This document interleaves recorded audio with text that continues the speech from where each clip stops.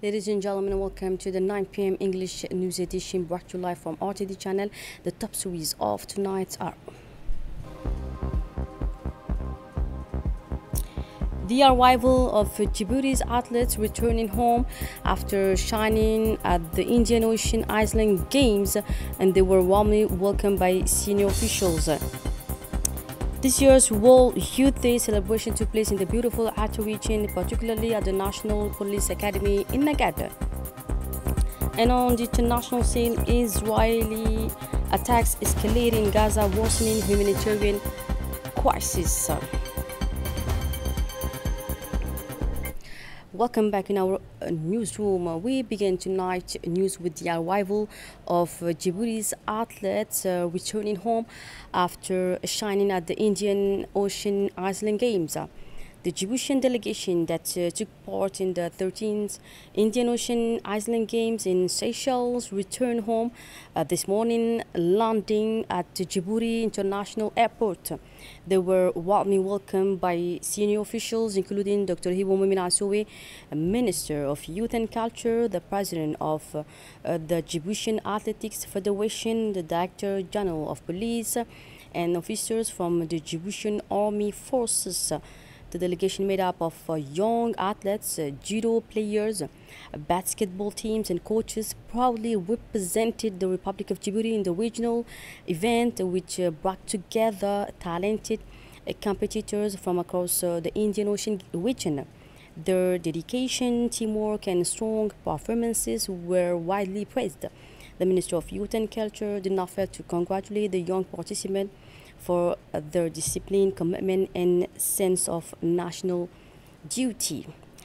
This year's World Youth Day celebration took place in the beautiful Atta region, particularly at the National Police Academy in Nagada. The event, organized through a partnership between the Ministry of Youth and Culture, the Atta region, and the National Police, was a great success, marked by unity and creativity. From early afternoon, buses filled young people from the capital and inter-regions arrived at the academy, where they will stay for a full week.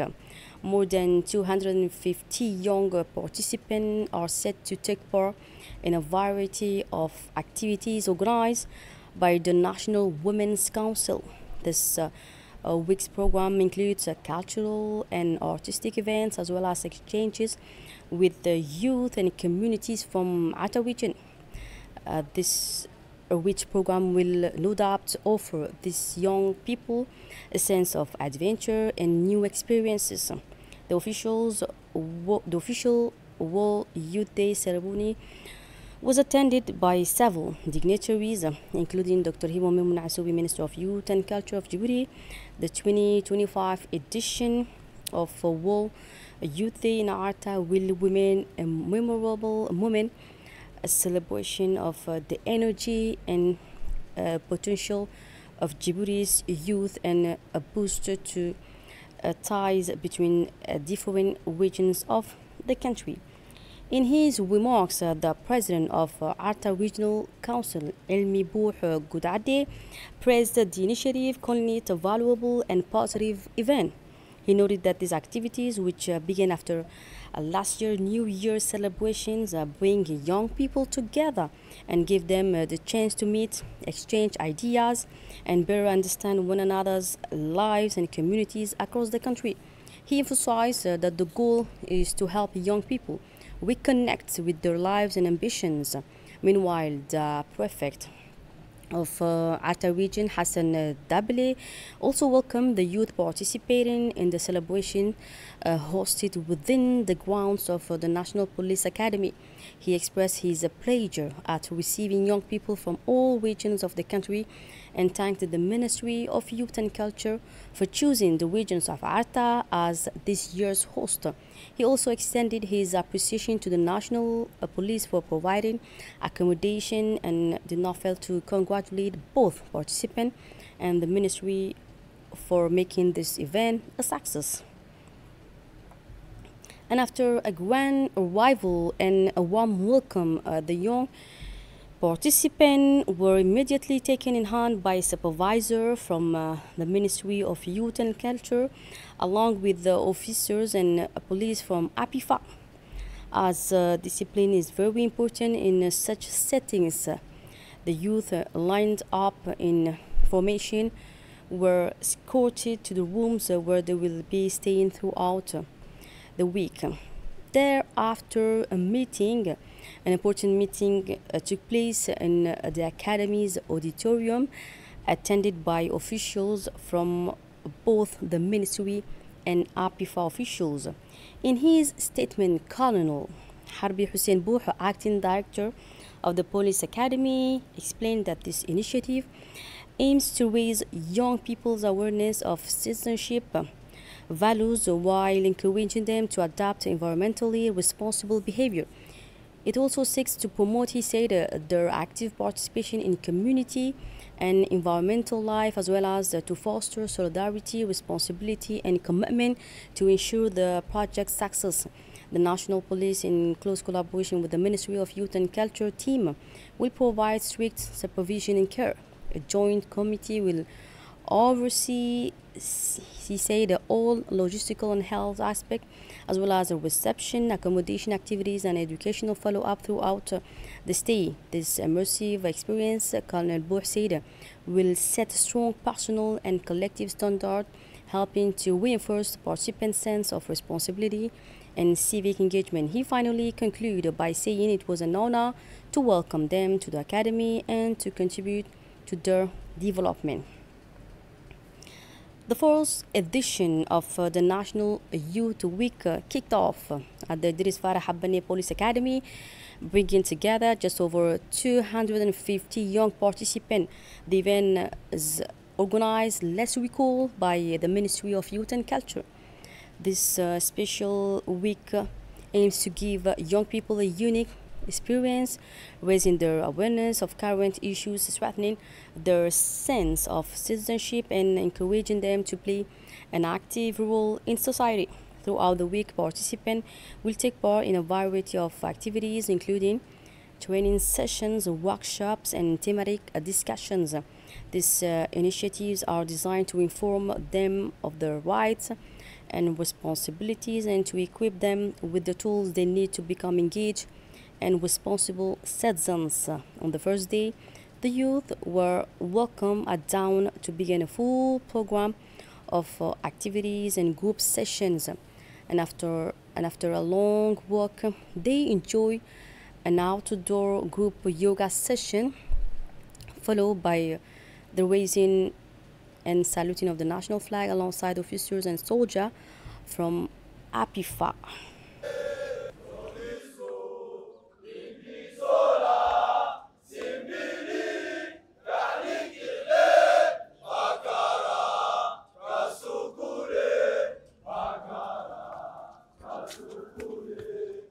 My name is Abdi Fattah Habib Abdi. And I would like first to thank the Ministry of Youth for this wonderful day until now. And we woke up in the morning, we prayed Fajr, we have done some yoga. And I'm from the Development Center of NFP. So first and second time and third time, I would like to thank the youth, the Ministry of Youth, for this wonderful day. Thank you so much. Moving on to the next story. This week, Djibouti's National Institute of Statistics held a workshop on demographic projections through to the year 2064, focusing on a forward-looking analysis of how population growth will affect basic social services. The event brought together institutional leaders and national experts and technical partners to discuss the long-term challenges linked to the country's demographic trends. The main goal of the workshop was to apply the Rapid module, a tool that highlights the link between demographic dynamics such as population growth, age structure, and urbanization, and the performance of key sectors including education, health, and employment. Let's head to Tajura region now as part of the ongoing national consultation for the formulation of Djibouti's third national development plan, known as PND, launched on July 7th, 2025, and following 3 weeks of thematic sessions in Djibouti City. The consultations are now continuing across the country's 5 inter-regions from August 5th to 14th, 2025. This inclusive approach aims to reinforce the territorial anchoring of the PND and ensure the active participation of local stakeholders in defining development priorities in line with Djibouti Vision 2035 and the government's commitment to fair, transparent, and accountable regional governance. The goal is for each region to produce a validated territorial contribution report, which will serve as a key strategic input to the national consolidation of the 2025-2030 NDP. Other news now. Last night, the Kartile Diaspora Association of the United States handed over materials for the construction of a new children's playground at Hassan Guled Aptidon Stadium. This project is part of a solidarity initiative aimed at supporting orphans and the most vulnerable families living in neighborhood 7Ps. The future facility, to be named the Kartile Playhouse, will be more than just a recreational space. It aims to become a community hub that promotes children's well-being and the social inclusion of vulnerable families in the neighborhood. The Kartile Diaspora Association launched the project so that the income generated from the playground will help support the area's most vulnerable families.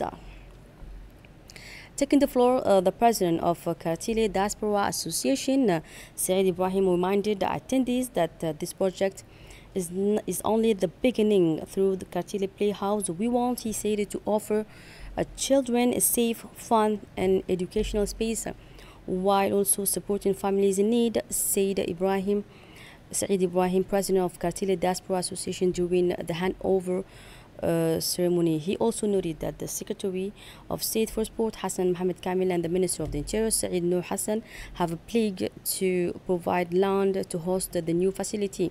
In the meantime, the materials are being temporarily stored at Hassan Gulid Stadium, he finally concluded. This afternoon, the Salama Sport Association held the closing ceremony of its summer football tournament, which took place throughout the school holidays. Every afternoon, many young football enthusiasts gather on the neighborhood pitch to enjoy their passion in a spirit of camaraderie. The closing ceremony was attended by several notable figures, including senior officials from the State Secretary for Sport, Muhyiddin Saeed, and Mahyoub Ali, the president of Salama Association, Ahmed Ali, the vice president of Blue House Commune, Ali Adawi, as well as many residents from the surrounding neighborhoods. The eagerly awaited final saw Salama face the team from 400 Logemen in a festive and friendly atmosphere. Moving on now to the regional scene. South Africa and Uganda win in Chan Group C. Yesterday evening brought two thrilling matches in the group stage of the African Nation Championship.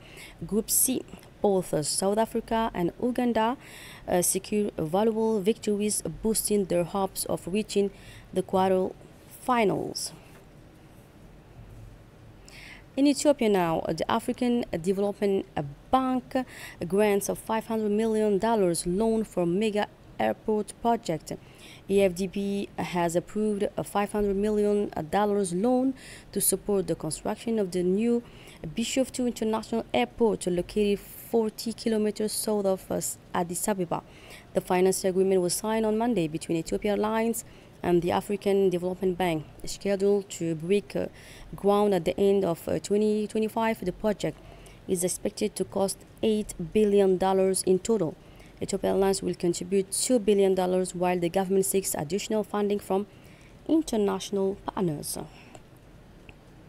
On the international level now, Israeli attacks escalate in Gaza, worsening humanitarian crisis. Israeli airstrike earlier Tuesday targeted residential areas in Gaza City and tents sheltering displaced people in Khan Yunis, causing multiple casualties after a day marked by deadly attacks that killed dozens of starving civilians. Palestinian sources reported renewed bombings and house demolitions in several parts of Gaza, including Zaytun and Tufah, amid Israeli plans for a full-scale invasion of the Gaza Strip. The escalation comes as UN officials warn of a worsening humanitarian disaster, with over 100 children reportedly dying from malnutrition since the war began in October 2023. And finally, UN chief condemned killing of 6 journalists in Gaza. UN Secretary General Antonio Guterres has condemned the killing of 6 Palestinian journalists in an Israeli airstrike on Gaza, calling for an independent and impartial investigation. His spokesperson stressed that the incident highlights the extreme dangers reporters face covering the conflict. He noted that at least 242 journalists have been killed in Gaza since the war began. That's it for tonight's news. Thanks for being with us and have a good night.